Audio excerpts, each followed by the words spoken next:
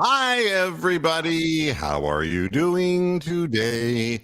I'm getting that little graphic saying that my signal is weak, and that should not be the case. So if there's any problems on the viewer's end, please let me know in the chat room. And now it seems to be a little steadier.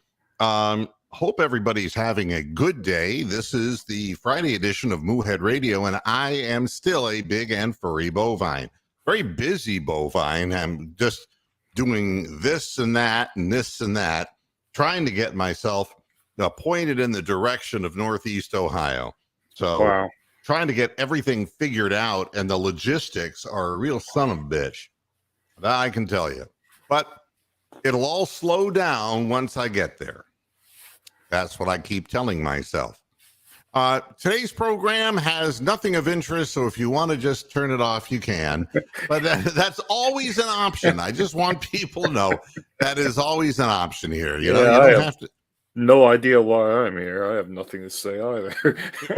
Well, it's the time of the year where the viewership goes, and we get the wackos who go, "No, don't you cuss. Whatever you do, don't cuss." And it's like, okay, you fucker, I won't.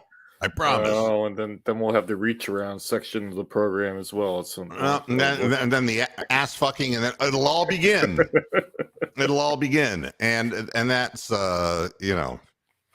Yeah, no one's required to watch this program. I mean, that's just it. It's free. You can get on with your lives. You're not spending any money on it, except for the electricity, which, depending on where you live, could be a fair bit of money. But anyway. I mean, if you were paying, like people pay Cleveland.com for Mary Kay Cabbage Head. Oh, she's up for an award again. Did you see that? Oh, God. They should have a reward out for her, you know? It's like, please make that stop. That's a sad indictment of the football journalism community, if that's the case. She's up for an award 2 years in a row. That is just amazing. Pretty amazing, indeed. You know, I'm wondering if if anybody is having any difficulty with the video aspect of the program, please let me know in the chat room, because I'm getting a low signal, and when that happens, you know, let's see what Christopher Milton's saying. Christopher Milton. What's wrong with SAS? He keeps calling orange and blue skies. I told him wine and gold skies, baby. Who? Stephen A. Smith. Oh, yeah, Stefan A. Schmidt. Yeah. You know, we're the game's at 8:30 today. We have to wait a little while longer. Yeah, I mean, that's a bit late for me, and we'll see how long I sit through this, because I have a pretty quick hook when it gets to be about 2 a.m, and the game's not very good. Yeah. And you know, that's and you know, you're treading on very thin ground, Amsterdam. Very thin ground. Don't go there. Please don't go there. If you knew the truth, that would be the dumbest thing you could possibly say. As far as Stephen A. Smith, you know, he's like, you gotta, if you've never really done business in New York or Boston or any of those Northeast areas, yeah, I mean, those people really think that they're insulated from reality and that they are superior. Yeah, they think they are the reality. They think that our reality is not reality, and that's their reality. The reason that there is the kind of rivalry, if you will, between Boston and New York is because they're two delusional fan bases. Correct. And that's really the truth. It is, yeah. And so Stephen A. Smith is just going to be like Spike Lee, and Spike Lee just looks like a crazy old man. You would never know that Spike Lee ever could have directed a motion picture, honest to God. The guy, he looks like he's retarded, honest to God. The old man yelling at a cloud, yeah. Totally. Yeah, you know.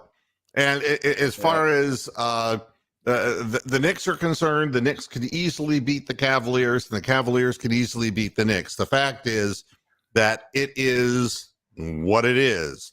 Who is gonna, you know, take things grab them by the throat and really literally get physical and disrupt the other team. And I'll tell you what you want to be looking for. Okay. If you can get Jalen Brunson to get double teamed, in other words, if you can force him, take away his left hand and force him while he's trying to go to the left on the right hand side, bring somebody up and force the ball out of his hand, they don't have a lot of playmaking ability off of him. In other words, he's the guy, he's the straw that stirs the drink. Yes. For the Knicks. And it's not just his scoring, he gets people other good-looking shots. But the other people they have, a guy like Quickly coming off the bench, he can knock it down. But dribbling the ball, they're not real creative. Okay? They're not creative like Donovan Mitchell and Darius Garland are. Yeah, they don't have flair, as we would say in England. They're not flair players. Right. Yeah, and if you're going to, you've got to, if Obi Toppin coming off the bench is going to look good, he's got to have wide open shots. And it's very much true with the Cavaliers, too. If you shut down our ability to swing the ball and get the ball out, we can still make wide open threes periodically.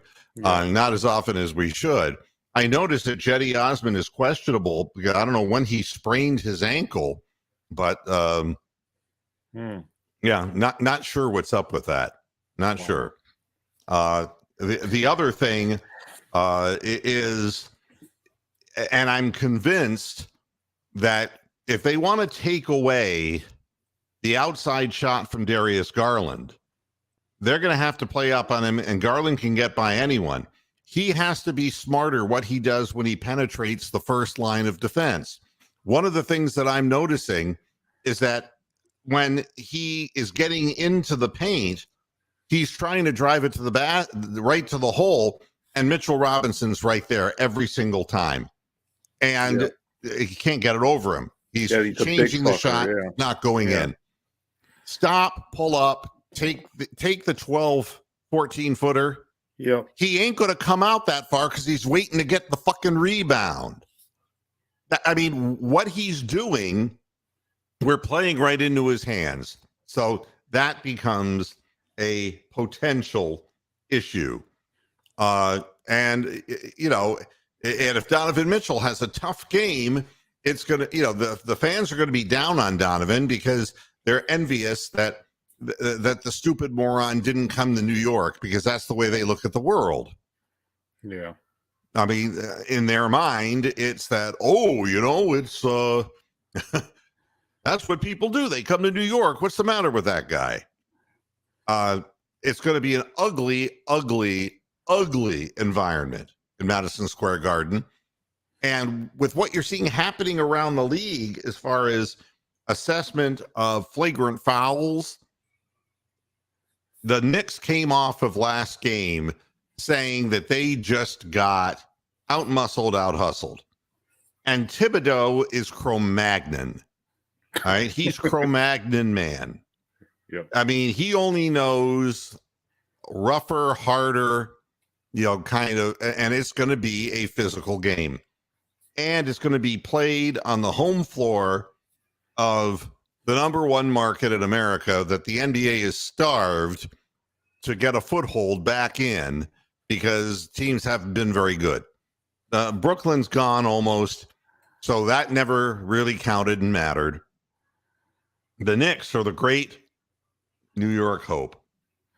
Yeah, but I think there's also a lot of pressure on the Knicks, particularly tonight, than there is on the Cavaliers. So if the Knicks are tight, then they may not make some of these long shots that they've been making. So they could have a bad shooting night, and we can take advantage of that. Again, the key is to force the Knicks to run in the half court.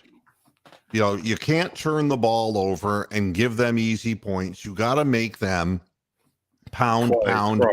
Yeah. And, and you look at who the players are who can hurt you. You want to turn Julius Randle into a guy who's chucking balls up at the basket, because he has a history of failing in the playoffs. I'm just going to put it the way it is. He Karis Leverts. All Wow. right, you know when Karis is off and he ends up shooting these really low percentage Crazy. shots. Yeah. Yeah, they have a 5% chance of going in, even though he's only like 5 inches away from the basket. He's like got his hand upside down, and the ball's flying out this way, and they never go in. Yeah, but Julius Randle is a guy who you're going to have. He can get hot, and his most effective weapon is what he does inside 15 feet. That's statistically what he does best. Goes to the basket, has that fadeaway, and he's a good scorer.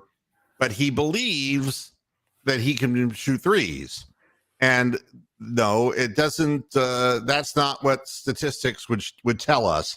If he's hoisting from out there and missing, it's going to make it difficult. The Knicks were scoring a whole lot more points when he was injured than when he came back. That's just the honest truth, and it's because they become more of a half-court team. Grimes, is that his name? He hasn't shown up at all. He's a Okoro'd, so he has not been a factor. Quickly has yet to have the kind of breakthrough game, and that is a scary thing because he can fill it up. He can get really, really hot, but you're not going to get beat up offensively by Hartenstein. You're not going to get, beat up by R.J. Barrett from the perimeter. Oh, no. Keep a hand in his face. R.J. Barrett's statistically far better when he goes to the basket. And that's why we have two big guys in the game, is to prevent him from getting easy looks. I mean, he is seriously overrated. Where was he from? Duke or somewhere? Somewhere like that? I forget. But yeah, I mean, R.J. Barrett, it was picked one above Garland. He is not, hasn't worked out. And he's a low 30%, perimeter shooter, and it's been really bad. No, it's Hartenstein. That's the way they like to pronounce it. The Germans. And Captain Fierce is saying, hey, all you have to do is play physical and play smart. And that's a whole lot easier said than done when you got a bunch of rabid New York fans screaming at the top of their lungs in a pressure-packed game. The thing I was happy, I was totally unemotional watching the last game.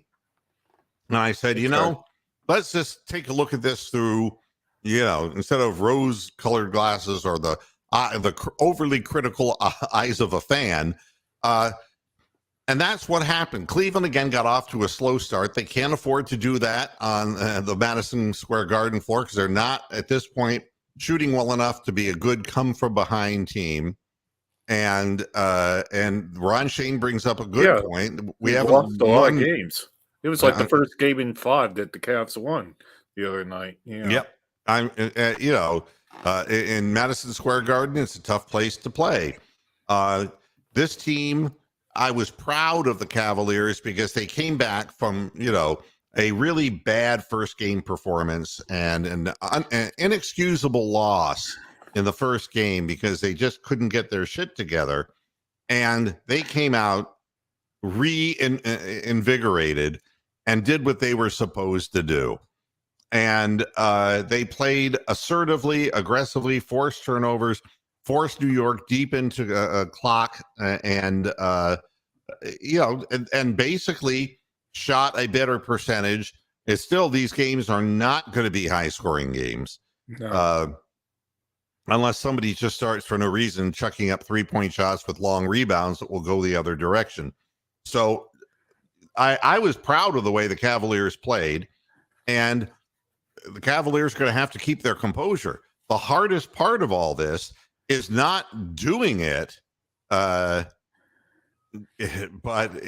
I guess it's when you're able to do it, whether you're able to believing you can do it. That's the hardest part. On the road, they proved they could do it at home, and so they lost that image of being choke. Yeah. but it's going to be a tough thing for Cleveland. Hey, Chubba Wubba Hub, how you doing? There's pattern that happens in big time cities with history. If the game is close in the last 3 to 4 minutes, usually the home team feels all the pressure. Away teams win a lot of those games, and that's, if you want to find the absolute perfect example of what he's saying, just look at Game 7 with Golden State back in the LeBron days. Correct. That whole game, I'm sitting there and I had a horrible bike accident and I was laid up. I was laying in my bed, so I couldn't jump on my feet. I was just watching it. And as the game continued, it was like, I was up in South Carolina at the time. I'm watching this game and it's like, hey, it's still close in the second quarter. It's like, hey, if we can get into halftime and be, in closer touch, maybe they'll get nervous, And then in the third quarter, it stayed close. And it was like, wow, this is a 1 quarter game. Yeah. And then it was like, holy shit, this is going down to the very end. And if you want to see what a team that's tight looks like, you look at the Warriors in the final 3 minutes of that basketball game.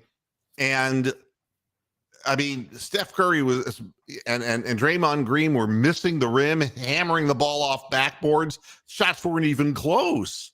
Yeah. And when LeBron blocked Iguodala's layup, I mean, the thing with Cleveland was that they were flat out fatigued. Oh, because God, we were not a young team. Yeah. And we had to call a timeout and set up a play for the one guy who was young enough, Kyrie Irving, and he made the bomb. And after that, Golden State couldn't get the ball into the hole. And that is absolutely true what Chubba Wubba Hub is saying. If you can keep it close, you can always work your way into the game. And games can be stolen on the road. And, again, Donovan Mitchell, a lot of pressure on Donovan Mitchell. But that he's as excited as anyone to play in the Garden. That. Well, Hey, Tony the Calf, how you doing, my friend? Thibodeau is notorious for gagging in the playoffs too. Yeah, I think his system is limited. And what it's limited to is to give his top players too many minutes, and he wears his team down so that by the time the regular season comes to an end, these guys are beat up. And that's another thing to look at is we are a younger team. If we can engage them physically and force them to have to continue to exert really big energy, they were coming after us at the end of the season, trying to get the 4 seed away from us so they'd have home court advantage. Well, they've got it now, but at what price did it come? You take a look at the minutes, and Randall then got hurt, and it is nothing new for Thibodeau to injure his players. Nothing new at all. And has he ever won anything? Has he ever won a conference? I don't think that he's won a conference or the confidence of the team that he's coaching. Nobody ever expressed sorrow that Thibodeau was let go. He's like the Marty Schottenheimer, only less likable. Yeah, I mean, I think a lot of people who were happy to see him go because he's just relentless. Miserable. I mean, he does what he does, but he'll turn every team that he coaches into that one team. And there's different talent on the Knicks than there would be when Thibodeau is coaching wherever the hell he was coaching. I mean, Chicago. He's been him and his God. What a comeback! And it's like, I mean, it doesn't even look like hair. He is Ed Sullivan, though, isn't he? I mean, he's like, he just looks like he has a perpetually sour stomach. That's what it looks like to me. So, at any rate, the question in Cleveland is, and that's the truth, and that's our problem, Tony, is that we have a 6-man rotation. We actually have an 8-man rotation, but the other 2 guys are just not reliable. And we don't even know who in the hell they are at this point. Yeah. I mean, Lamar Stevens is now sitting. Yeah, Dean Wade I is bet he sitting. plays tonight. I bet Lamar Stevens shows up and plays because he's just trying to find somebody who can come off the bench. I mean, Dean Wade isn't playing at all because he's just a liability now. He can't make the open shot because his shoulder's messed up. Levert was playing as the sixth man, but he was on the floor, at crunch time. And Yep. people are wondering whether we're going to go with a lineup that comes off as a little bit more offensive to come out and start the game a little faster. But then, we kept Ricky Rubio on the bench because he looks like a snail. It looks like the knee just got its mileage, and he just needs to sit back and rest. And Neto is not going to do a damn thing for you coming off the bench. So it's going to mean larger minutes, for Levert. And Levert is a guy who's injured his feet and lower legs quite a bit in his career for a career that's not been that long. He has spent a lot of time injured with lower extremity injuries.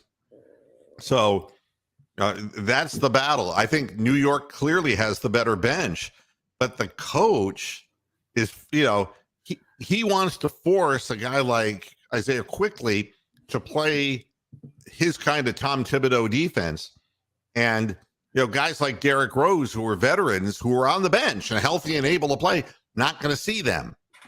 Yeah. And they know what to do at this time of the season. And he's playing guys who, because he needs more offense on the floor, but they're not great defensive players. So it's an interesting thing. At any rate, Levert, I wouldn't be surprised to see him starting. The other thing is we just don't have anybody else really to come off the bench. It's not like you're going to put Diakite on the floor.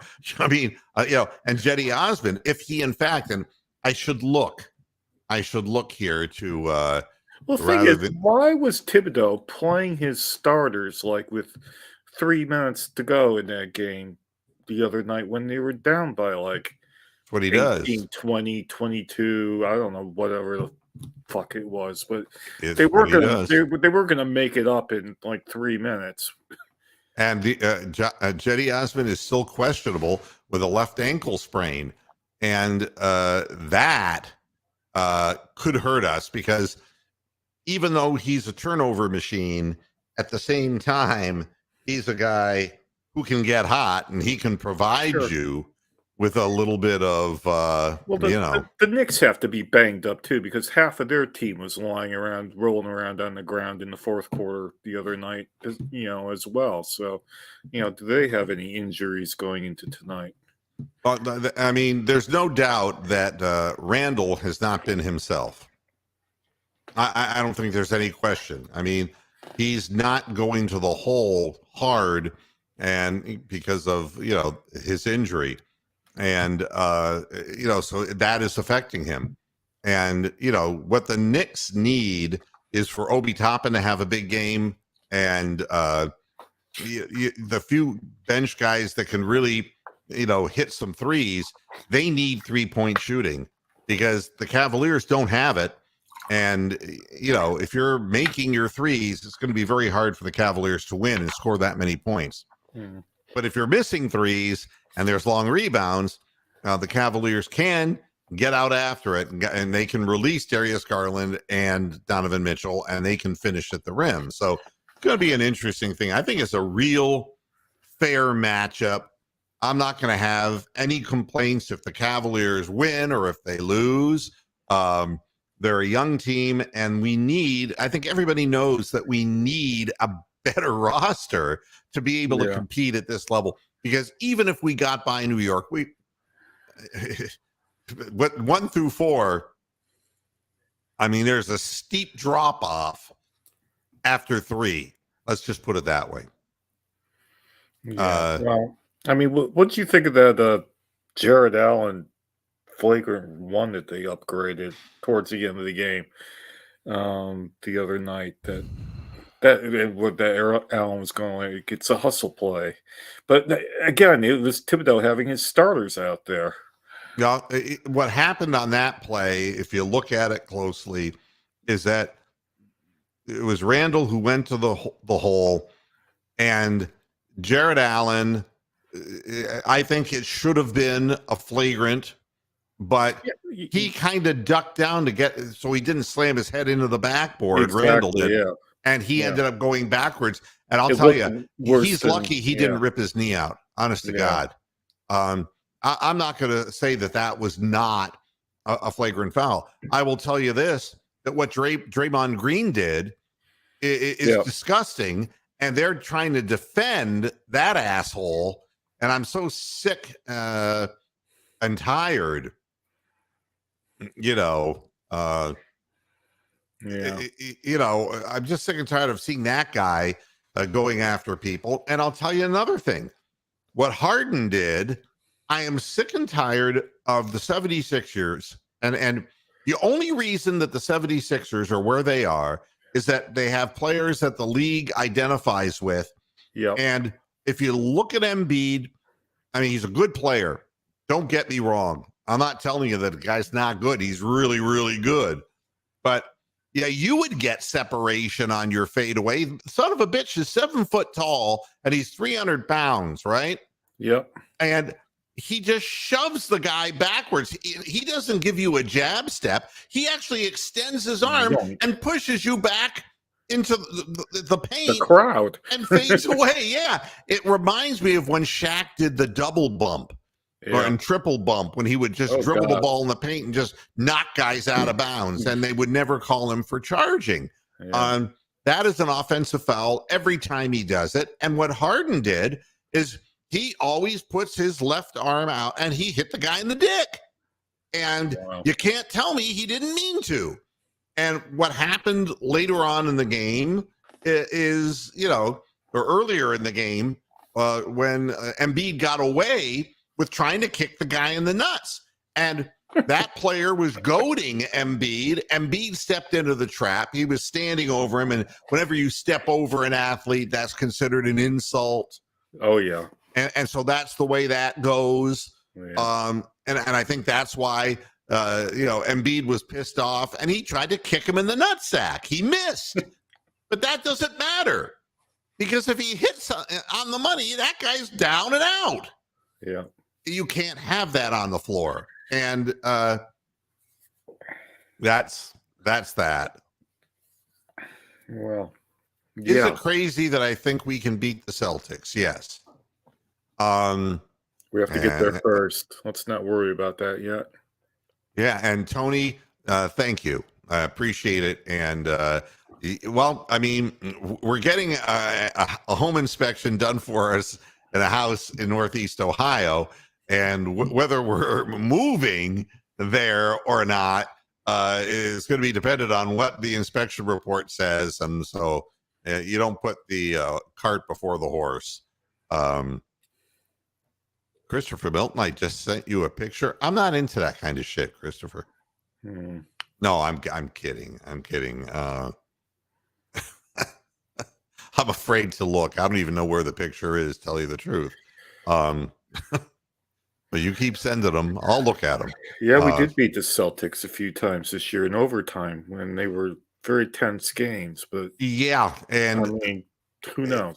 They're a really well-coached team, and I can't say that about the Knicks. And but the Sixers are a team that, as long as their star players are allowed to just push people out of the way, if we play them, we'll get swept if we play. Yeah, that won't even be competitive because we'll get swept. And Milwaukee, now they're saying Giannis is still being looked at for a back injury for Game 3.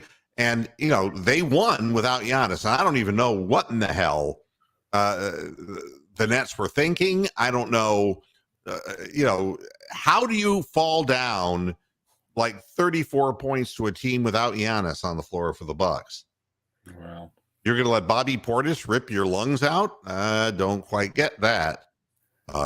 So that's what I have to say about the Cavaliers. Yeah, I can't see anybody other than the Sixers coming out of the East, really. I mean, I think that's what the league wants, and that's what we're going to get. Yeah, now the other thing is Andrew Berry coming out and saying, He's come out. yeah, Good for right. him. Yeah, good for him. Yep. Good And for him. he said, I don't rule out parting ways with Perrion Winfrey. He's a draft pick. Of course, they'll never get rid of him.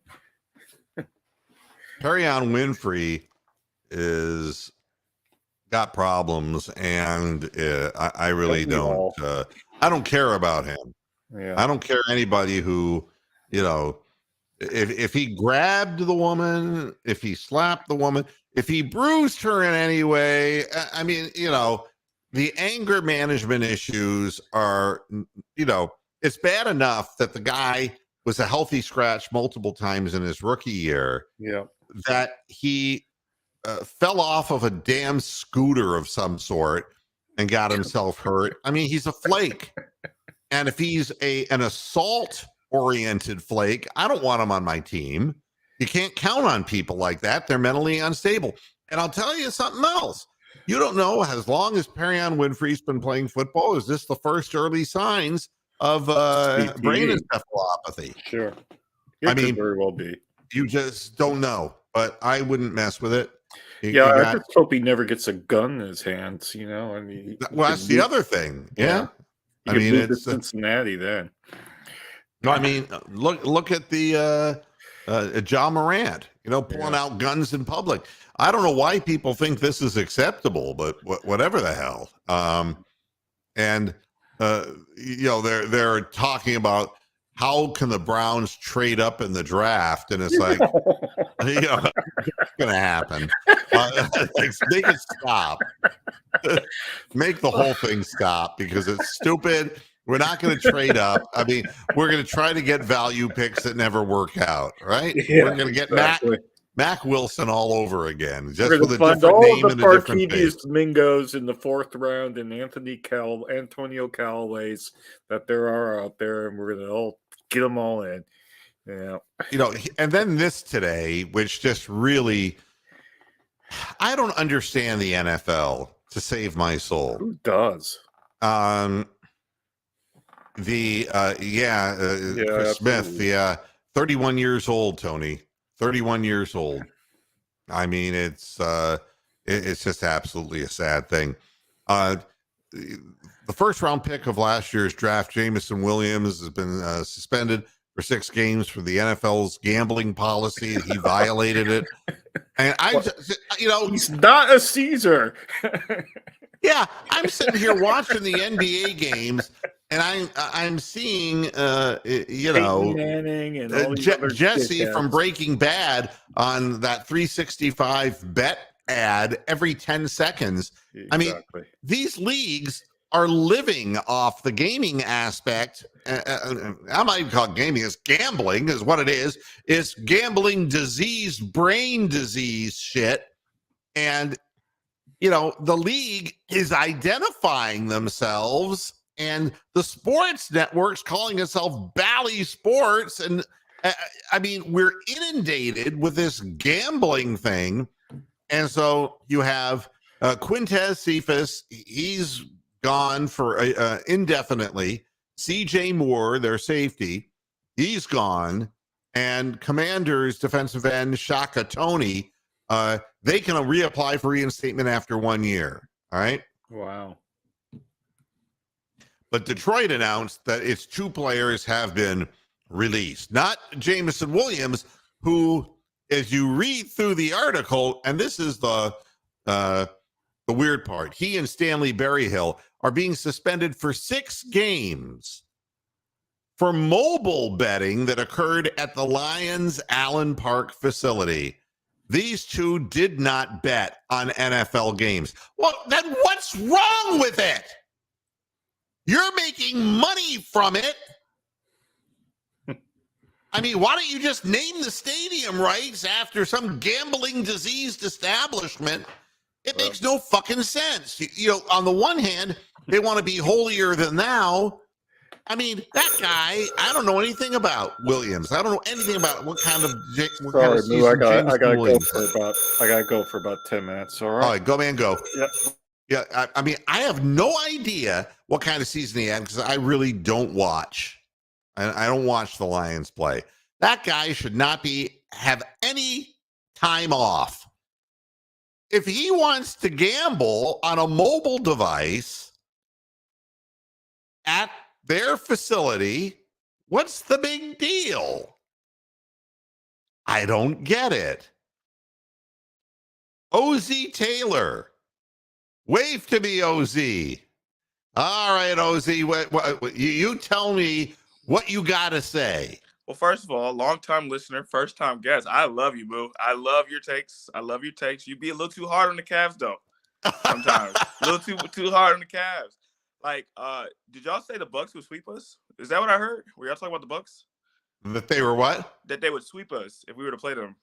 What I would say about the Bucks is that they would allow Giannis to take over games in ways that are, they're going to put him at the free throw line 15, 16 times in a game. They're going to be very difficult for the Cavaliers, who are a lower scoring team, to overcome the differential in free throws. And, it's unfortunately kind of a league that is superstar league. And right now he's right there in the MVP race. It would be hard whether they sweep us or not. I guess somebody wrote that. To me, it's like we would not win this series. I agree. Well, first of all, let's get past the Knicks. I still think we can get past the Knicks, by the way. But if we do play the Bucks, we've matched up very, very, very well with the Bucks the past 2 years. Even without Mobley, when we had Lauri Markkanen, we were running 3 7-footers at him. We usually play good with Giannis because even when Giannis tries to play hero ball against us, that's what we want, because it doesn't go well, and we want him to do that, and then he has to pass it out, and then that's people we play defense on. Does that make sense? Did I explain that kind of? No. I mean, they don't scare me on paper. Mm-hmm. All right. I don't see, if Connaughton's standing out there behind a 3-point arc, I'm not shaking and quaking. I mean, they are a team, though, that's been there and has done that. The biggest thing. And we're on the opposite end. We're very young, inexperienced. They're actually getting kind of long in the tooth in a lot of the positions on the court. Mm-hmm. So if they don't get it done now, it could be a while for them. Yeah, and I would you consider it a failure if, like, let's just say we lose in 7 to this Knicks team? Do you consider this season a failure for the Cavs? Not at all. I mean, if you would have told me they're going to win 51 games during the course of the regular season before the season began, I would say, boy, you're being awfully optimistic. I've seen so many NBA teams have a breakthrough season, and then the following year, it all comes crashing to earth, and it was a 1 year, 1 season illusion. This team is not an illusion. And what my concern is, if they lose to the Knicks, and I think everybody sees this the way I see it, which the series could go either way. The games are very close. The teams are surprisingly similar in the sense that they don't shoot threes well. And they're both, have coaches who like to play sticky defense. That's just kind of who both teams are. Mm-hmm.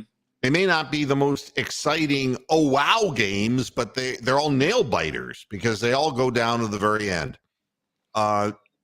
So if we lost to them, I'm just concerned that Bickerstaff is going to take shit for it. And that is what, because we still have the Gilbert family behind the scenes, and the question then will be asked, did JB Bickerstaff get the most out of this young team? Does he have their ear? Because the most important elements for this team, Jared Allen can be really good if he's motivated, and he can be a bow wow if he's half asleep on the court. Oh. We've seen it both ways. Oh, we definitely have. and I'll tell you, Evan Mobley doesn't even know how good he can be. And he has to build his strength and take these jumps. And he doesn't have anybody who can really tell him, wouldn't it be great if you could go back in a time machine and give him a Kevin Garnett veteran who would be able to teach him? Oh, he might have won Defensive Player of the Year this year. Yeah. I mean, that's the kind of thing that a young player, you want him to drink that up. It's a lot like what the Spurs did with a lot of their players when they had, it was what Robinson did for Tim Duncan. And somebody needs to be that force for Evan Mobley because he's kind of a low-key guy. I think Kevin Love was definitely that. Like, Kevin Love's not soft. I mean, he might be a bitch sometimes, but he's not soft.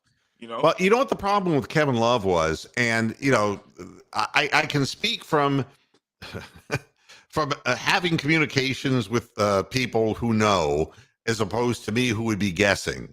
All right, and I don't say anything bad about K Love. He played a big part. That was mean of me to call him a bitch. But I know what you're saying. He does. He has a tendency to hang his head, and he can become a powder. But the real problem with K-Love was conditioning. And the year that he got his ass in shape, I mean, he had some really good years left in him. He went off to play in what do they call the World Cup? Is what do they call it? The Olympics. Yeah, was it the Olympics? And he got dismissed because he wasn't in condition. Oh, I think I remember that. And it was a big time college coach who just said to him, "No, Coach K." He was just that they asked him to leave. He didn't make the squad because he wasn't in shape. Kevin Love's big problem, he's popular with his teammates because they all love to go fishing with him. They all like to hang with him. But when it comes to the actual game and the attitude that he has, if he's not doing well, he can bring everybody down. And he has depression issues, and that's well established of his own volition. And he can end up in a bad place emotionally. And it was nice. I'm glad for him. He had a good game for the Heat.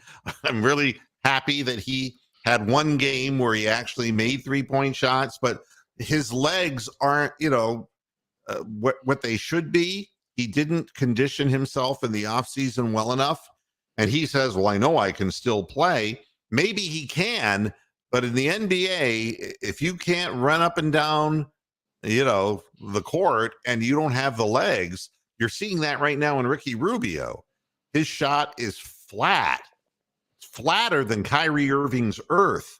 I mean, his shot is flat. He's not getting off his feet at all. I know I had to throw that at you. I love it. Kind of work that in there. Yeah. So honestly, I don't think we get past the second round, but next year, because I think next year is the year. So I think on the list of something Kobe Altman has to get, he's got to get somebody that can battle with Evan Mobley and Jared Allen for real. It needs someone. I'm looking at like someone like a Kevin Looney type of player. You know what I'm saying? Like somebody, not necessarily a starter, not necessarily a star, just somebody that can battle with them. I think that's very important. I don't think JB Bickerstaff will be on the hot seat. Seriously. I hope not. After a 51 win season. I hope that's not the case. With Dan Gilbert and company, you don't know. Yeah. I mean, he made Ty Lue's life miserable. I mean, people said, what's wrong with Ty? The reason that, I can say this too, Ty Lue was sick and having gastrointestinal problems because he was getting so many phone calls from Dan Gilbert. This was before Dan had his stroke, which was unfortunate, but it was miserable. I mean, 6 games he lasted into the season. The reason was he couldn't take it anymore. That's a hot seat. The Cavaliers coaching, I mean, look at Jim Boeheim. I mean, it's a freaking hot seat. And the problem with JB Bickerstaff is not JB Bickerstaff. It's that he has a history of being an interim head coach. And not with winning records because he hasn't been with really good teams. He's got talent to work with. The problem for the Cavs next year is because of what Kevin Love did, and the Cavs were, really loyal to him, and then he demanded a trade out. We could not get an expiring contract in exchange when we would have the opportunity to trade him, and it's forcing us, and you'll see it in the offseason.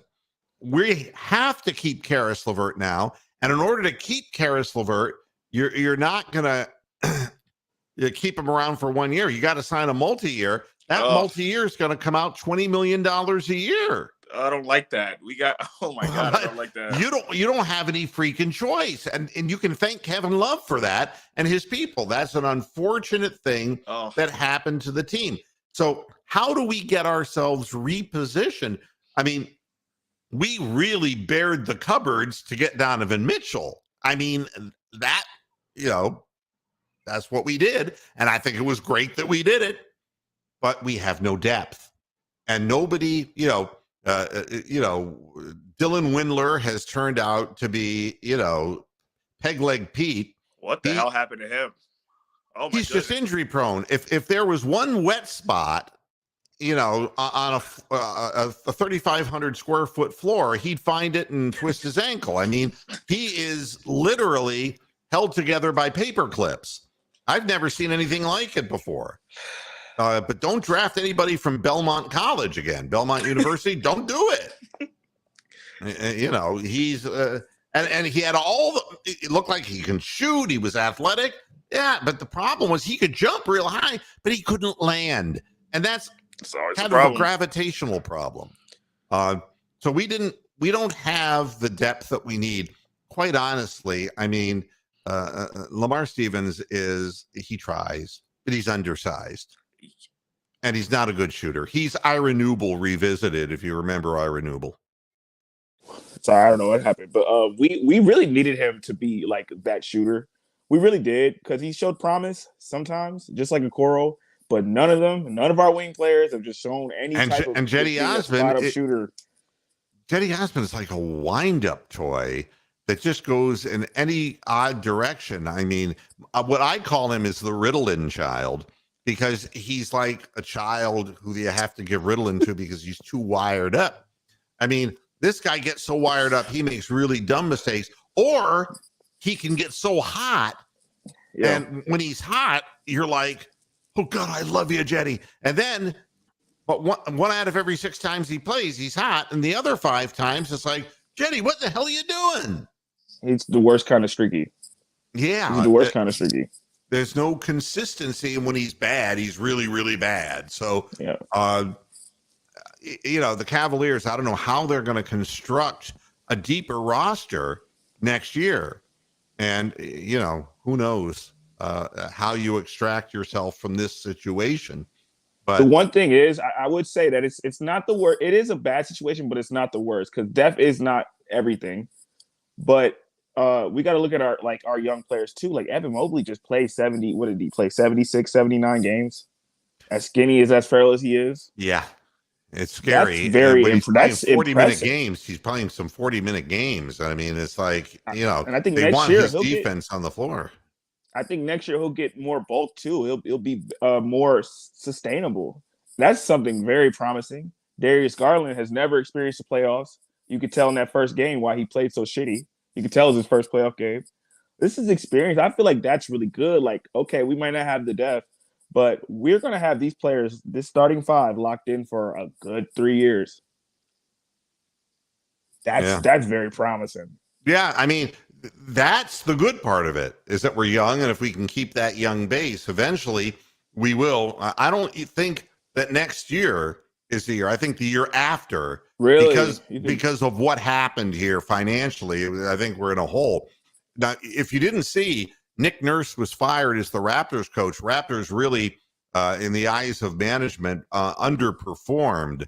And, Nick Nurse, he was the head nurse up there. You know how you can always tell the head nurse? Tell me. She's the one with the dirty knees. Boo, you a fool, bro.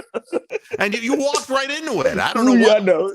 You walked right into that. And thank you for that. I appreciate it. Oh, my. I had to let you get it off, you know. Wow, I just got back in time to hear that. Nice one. He's not. Nobody's going to be the same. That guy who was saying, "Don't stop cursing, Mr. Moohead," he's going to say, stop with the jokes and stop with all of it. But Nick Nurse is gone, and who knows what's next for that organization.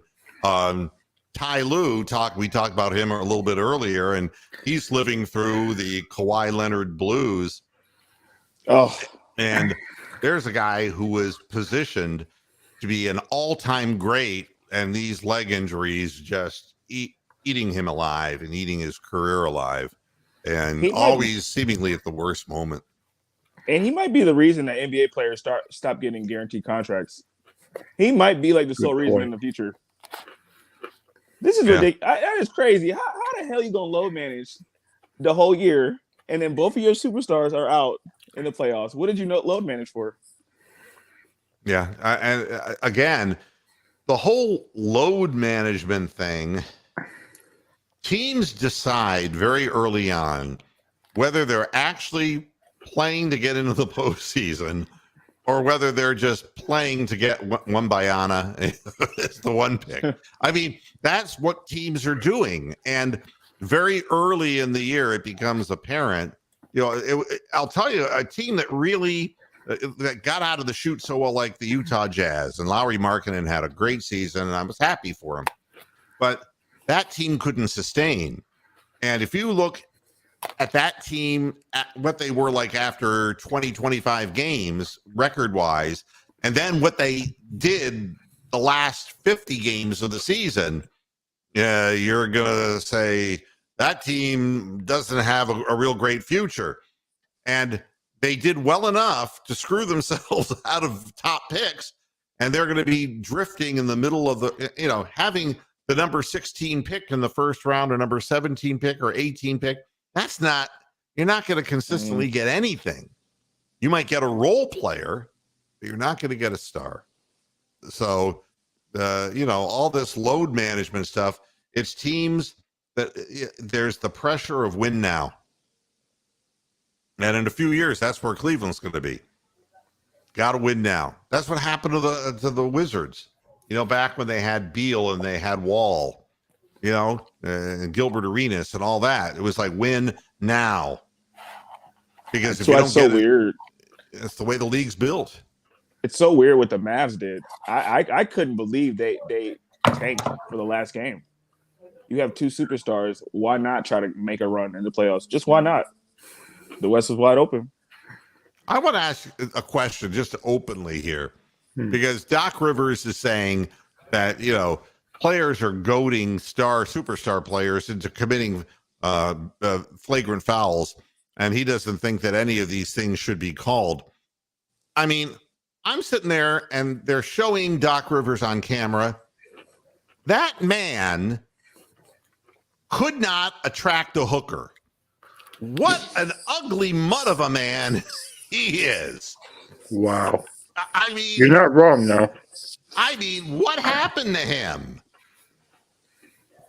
I mean, you know what it was like? It was like you got Steph Curry and then you got Seth.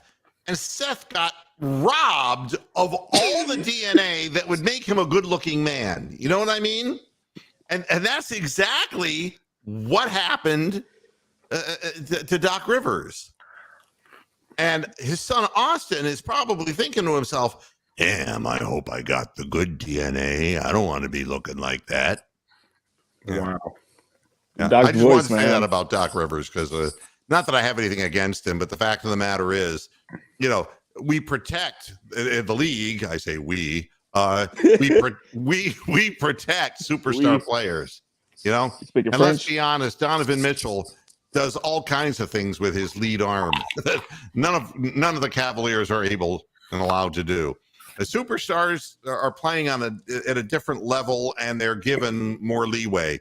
But I can't take that. If you have a superstar player who allows himself to be goaded into kicking guy in a nutsack because the guy's just standing over him. It's a bad situation. Yeah, that's the mental disability. That is, but superstars get let go in every single sport there is. Soccer, cricket, you name it. All the American sports, they all get special treatment. And I would be remiss if I didn't mention that the Guardians are they playing? Is the weather holding up? Oh, no, it ain't started raining yet. Cleveland. Yeah, it hasn't started raining yet. It's about to rain though. Well, I'm in Cleveland. I'm in Northeast Ohio. Oh yeah, welcome back, Boo. Yeah, I heard you coming back. Welcome back. Yeah, I'm not there yet, but let's hope we get through this home inspection and things get going. I mean, I'm going to have a lot of fun up there because I've gotten to know a lot of people, and my goal is to be recognized by one person when I'm on the street. Oh, just come to some of the games. Besides law enforcement, to the bar.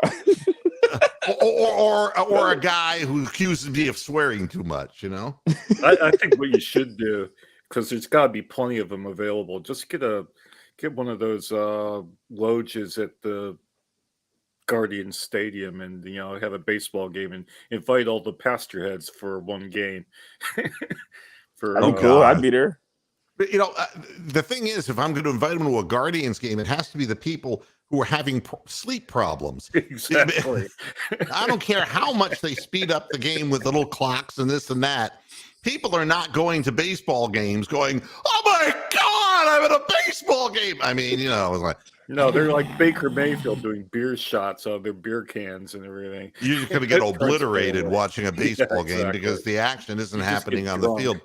But the Guardians are promoting left-handed pitcher Logan Allen. I saw this headline. And I go, what the hell? That's Logan Allen guy who played for us in 2021. That guy sucks. I don't want to see him on the. It's a different Logan Allen. Oh, it's a different one. There's two different. There's Logan like a factory making these shitty pictures, and they're all stamped as Logan Allen. It's fucked up. It's like, my God, it's another Logan Allen, but Logan S. Allen. Oh, right. I gotta look these two up. The S stands for sucks. And he's the one who had the 6.27 earned run average in 2021. This Logan Allen is a young guy, 24 years old, who is the number 8 overall prospect in our minor league system. He's a left-hander who's got a really good changeup, they say, but he's supposed to start Sunday, and they're questioning whether he's going to be able to start and play or not. And Christopher Milton says it's raining in Akron right now. I don't think that's unusual, though. Yeah, that's like saying it's raining in Manchester. Yeah, he is lying. I am in Kent, Ohio, right now. There is no rain outside. I'm looking directly outside. That is not far from accurate. Yeah, that's interesting. You're in Kent, huh? Yeah, I'm in Kent. Senior here. You're a student? Yes, sir. Oh, what are you majoring in? Business. If you have to think about it that long, there is a problem. What you're majoring in. It's not something I'm like I want to do, but it's I'm doing it, because I just want to graduate. Get a job, yeah. So what year are you in? I'm a senior. I graduated in a month. Oh wow! So you're gonna have to go out and you. So you're gonna hold up that Kent State diploma, and the people at Dollar General store are going to say, so what? Can't read, can't write. That'll be interesting. I mean, right. So where are you going to settle in Northeast Ohio? For the summer at least. I definitely want to move though. I mean, I love the city, but I can't do this weather. Yeah. Where do you want to move to? It's crazy. Florida. I'm not even making that up either. I'm not making it up, but yeah, Florida. Well, let me tell you something about where I'm at in Florida. Florida's crazy. It's white, not too bright, and not at all polite. Okay? You got bars? Why you got bars like that? Yeah. Oh, man. Oh, man. Yeah. So Well, you got to hang around long enough to be part of the show because I've had a ball talking to you here. I love it when we have first time people on the show, and it's so easy to get into the show, and it's easy. Makes the show fly by. Well, you guys are hilarious, and I love your talks. I've been watching for like almost 2 years now. I've been watching almost 2 years. This is my first time being on, but I watch almost every show. Yeah, it's still a big deal being on, is it really? But you still have to moo. He has to moo. Yeah, go ahead and moo. He's got to moo. He's got to do a moo. Wait a minute. I'll give you an example. No. Give me one. Give me an example. All right.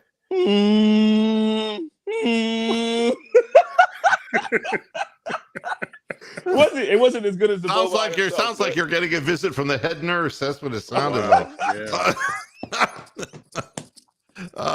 Oh man, yeah. You guys are funny, man. I'll be on soon. I'll catch up with y'all soon. But thanks for having me on. Well, thank you for being here, and you're welcome back anytime.